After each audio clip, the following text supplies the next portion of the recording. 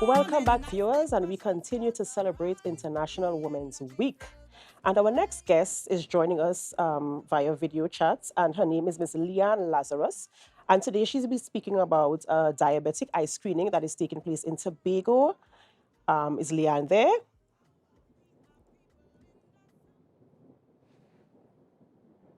Me? Right, we're not hearing you, Leanne. You need to put your mic on. Is your mic on? Yes. We can hear you now.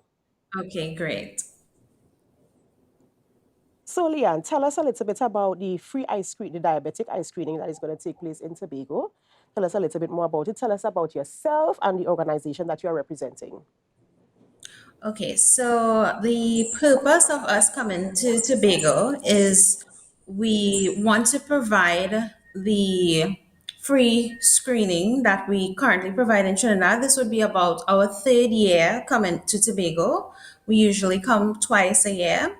So our hope is to get diabetic patients to come to the screening so that we can identify any diabetic changes early enough so that they can seek treatment within Tobago by the doctors that reside there, so that they could be proactive with their eye care. Right. And what's the name of the organization? It's the Trinidad Eye Hospital, and we're partnered with the Diabetes Association of Trinidad and Tobago. Okay. And where is the screening taking place? So we will be in Bon Accord at the Canaan Senior Activity Center and Mason Hall at the representative for that area's office. Okay. And how long have you been involved in this drive, in this campaign for eye care? So I have been a part of this screening program since the beginning. I've been doing it for about 10 years. It's a very interesting field. It gives me a lot of pride to be involved in it. Um, uh, I don't think we as Trinidadians take being proactive with our health very seriously. So that's very much the center of what we try to do to teach people that, especially with illnesses like diabetes, you need to be very proactive, check your eyes once a year, make sure your health is maintained well so that anything that's happening within your body, you identify early enough so that you maintain your quality of life. Because a lot of people tend to wait until everything is going wrong, and then sometimes it's too late. Correct. And you raise a very important point there, saying that we need to take our health more seriously and not wait Yes. until it's too late. It's better to Mhm. catch anything early so you could deal with it. You could intercept and deal with it earlier so that Yes. it doesn't get to the point of possibly no return. So I really think it's Yes. something that we really need to adopt more. I've seen improvements Mhm. over the years, but it's something we need to adopt more, taking particular attention to our health, because I mean, we only have one life and we start off Yes. 100% healthy, but as we Yes. continue to get old and some of the certain foods that we eat and some of the events we participate in, and Mhm. they take a toll on our body and our health. So it is really Yes. important for us to place priority on our health, especially Mhm. eye care, because your eyes are the doors to your soul. I mean, for me, I know if I lose my eyesight, I would be very uncomfortable. I would be like, I'm feeling my way around. It's not the way Yeah, I want to live my life, it's you know? it's a big loss because you lose your sight. There's depression. There's independence loss. There's a burden to your family. There's a lot that people don't necessarily think about. And I just want everyone to be more present and aware when they think about their health and they think about the choices that they're making because it's going to affect you in the long run. you know, as parents, our kids, when they want the sweets and they want all these Hmm. snacks, and we feed it to them because it keeps them quiet, or we have them on the Yes. screen time all day, they're on this tablets or whatever, and it's drawing out Yes. on their eyes and stuff like that. So, we really need to Hmm. pay more attention to our lifestyle. It's actually a lifestyle change and a lifestyle Yes. habit that we have to adopt to ensure that our health is in good standing, because it's better to, I mean, some people talk about, oh my God, it's so expensive to maintain good health. But what they don't know, it is more expensive to be unhealthy, to be sick, Yes. because yes, you have to buy, like, eat the fruits and the vegetables and make sure your diet is good, that you exercise, you probably join a gym, but you could walk up the hill, you could do other things that Yeah. are cost effective, because it does cost more in the long run. Even if it doesn't cost more financially, as you said, you lose your independence. You know, have to Yes. depend on a family member, you have to depend on a carer.